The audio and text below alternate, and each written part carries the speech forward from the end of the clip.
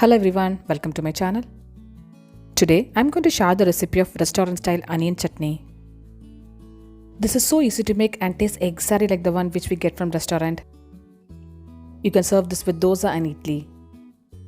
This is my Amma's recipe and she's only going to share this recipe for us.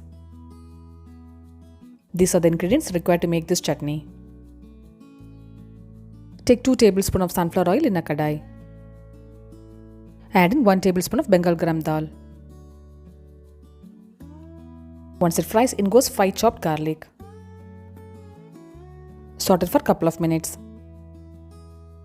Now add in 6 Kashmiri red chilli. If you are using regular red chilli means you can reduce the quantity of it. You can adjust the quantity of red chilli as per your taste.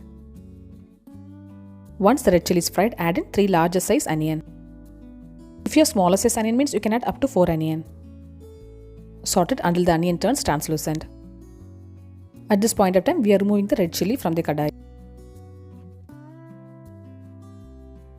Once the onion is cooked, add in 1/4 cup of freshly grated coconut. Saute it for a couple of minutes and add in 1 diced tomato. Saute it and cook the tomato. Add in few curry leaves. In goes salt as needed. And 1/4 teaspoon of asafoetida.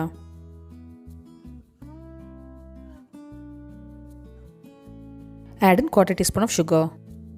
Since we have added more red chilli, this helps to balance the flavor. All the ingredients are cooked well, so now switch off the flame. Firstly, take the red chilli in a mixer grinder and powder it. Add in rest of the ingredients and grind it into a coarse paste. Do not add water while grinding. We are preparing crispy dosa to serve with onion chutney.